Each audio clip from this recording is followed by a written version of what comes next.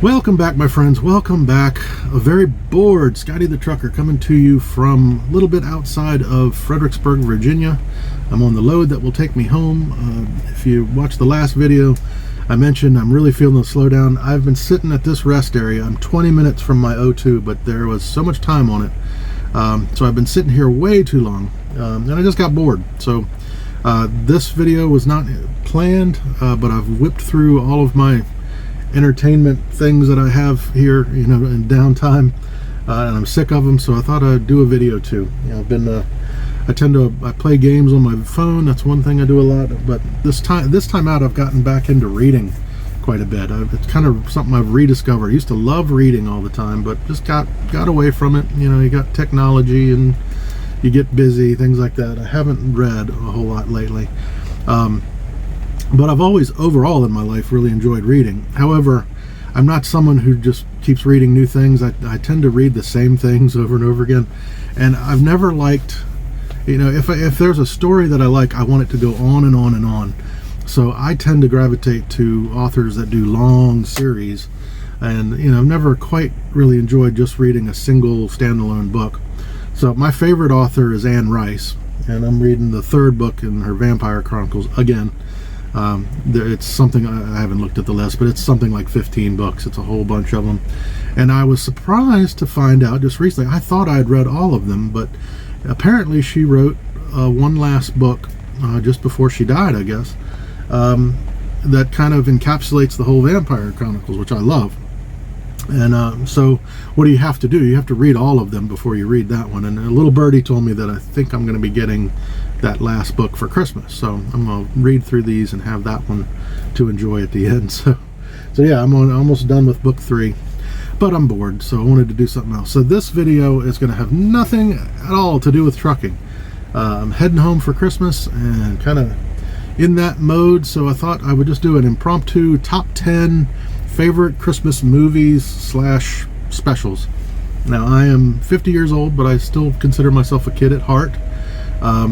So I still enjoy all the same shows that I enjoyed as a child, and have come to find some new favorites over the years, and I really enjoy watching them with my kids and my family.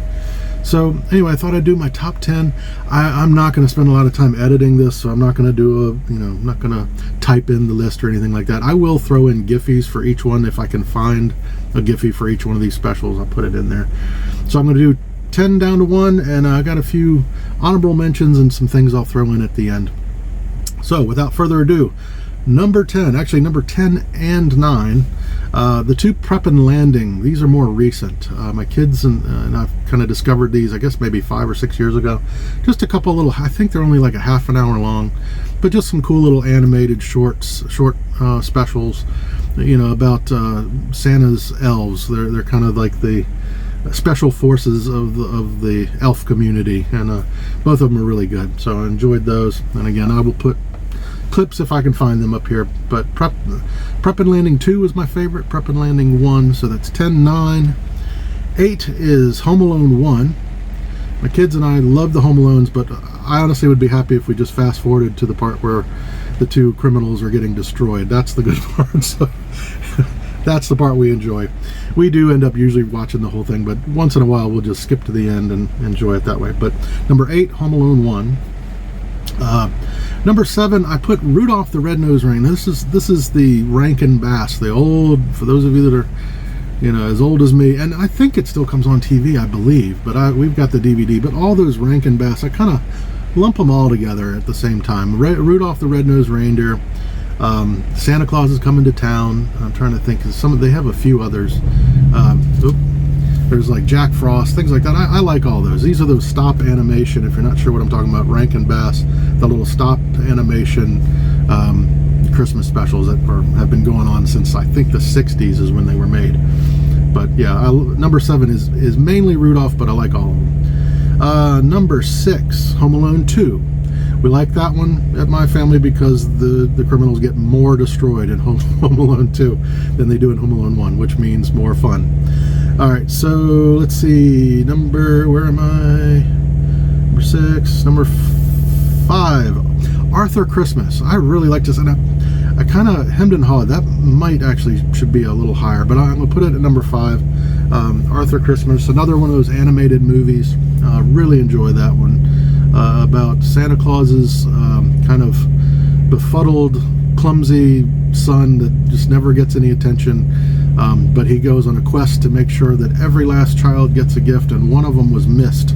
So he takes a bicycle, and he goes on this daring mission to get this bicycle to him before the morning. So it's a great movie. Really enjoy that one. Number 4, Polar Express. That's a must. We watch that probably several times every year. Love that movie. I would love if they made a sequel to that. You know, it'd be easy. The train just picks up another group of kids and you have a whole new set of adventures. I would love that. So maybe that was a successful movie. Maybe they'll someday do another Polar Express. Number 3, in the top 3 now, Disney's A Christmas Carol. This is the animated one with Jim Carrey doing the voices for most of the characters in it. Love that one. I really do. I really like the story of A Christmas Carol. Most of the renditions of it I really enjoy. Some of the old plays and stuff like that. But that's my favorite. I really enjoy that one. Number 2, A Christmas Story. That's a must for every household. My kids don't get into it. I don't know if it's just too far back. I guess that was set in the 50s. Maybe they just don't relate to it or whatnot, but I've always enjoyed A Christmas Story. I remember actually seeing that in the movie theater. I remember I live in Virginia, close to Colonial Williamsburg, and we were, I believe, down at, Merchant Square, which is kind of the shopping area adjacent to the Colonial area, which if you're local to there, at least we rarely do that. I don't know that we've done it since, but that whole area, is kind of the touristy area, but it had a little movie theater. I don't think it's still there, that kind of showed more of your at that time kind of obscure movies. They weren't the blockbuster hits. It was just an old theater that would play some more obscure movies, and we just happened upon it and saw it, and just all of us fell in love with it. So number 2, A Christmas Story, and number 1, Chevy Chase, Christmas Vacation. Love it, love it, love it. It's just it's absolutely my favorite. Gotta watch that several times every year. So that's my top 10. This channel is always interactive. I would love to hear at least your top 3.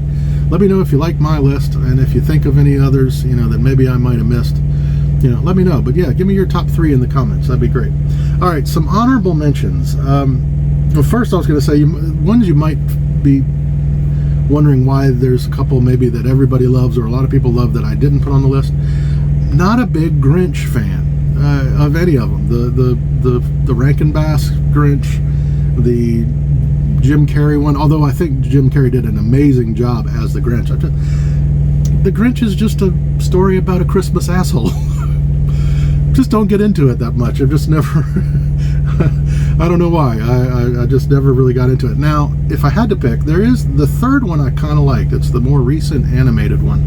That one I thought was pretty good, and if my list went to 15, it would probably be on there. But yeah, not a big Grinch fan of any kind. The other one that you may not may be surprised that I didn't put on there is It's a Wonderful Life. Ugh. It has been years since I watched it, but it was torture for me. As I recall, it was like an hour of misery followed by like 10 minutes of joyful ending, and I just couldn't do it. I remember in college I had a housemate. We were in a fraternity house, and ours was like a townhouse. There was only like 5 of us in the actual house, but there was a guy, one of my buddies, had that movie on like endless loop. As soon as like October, November hit, he was watching that constantly. I just didn't get it. But anyway, so It's a Wonderful Life, not really my thing.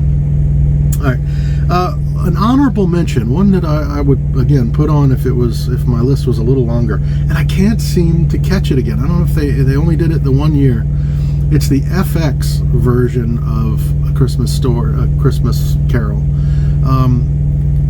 And it was kind of weird, honestly. It's much darker than the usual one, so it's a little an uneasy watch. But it has a different perspective, which I really enjoy. It's told from the perspective of Jacob Marley. It's kind of about him on the other side, how he tries to redeem himself a bit by pleading to the powers that be to let him go down and try to help Scrooge, turn his life around a little bit. It shows like the supernatural backstory to that. And it also, and this is the disturbing part, it goes into great detail of why Scrooge kind of ended up as horrible as he was. There's a story there, at least the FX version. It gets a little disturbing, honestly. Spoiler alert, I can't find it. I watched it about, I think it came out maybe 4 or 5 years ago, and I haven't been able to catch it again. But yeah, it was like, it goes into detail of what happened when he was left as a child at the school over Christmas breaks. Sexual assault is what it was about, and it kind of formulated,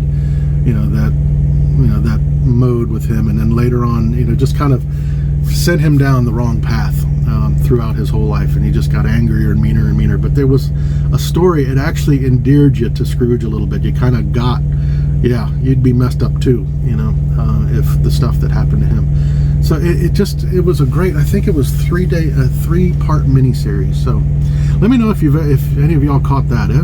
Like I said, it's hard to say that I really enjoyed it, because it was a very dark version, but yeah, I did enjoy it in the weirdest of ways.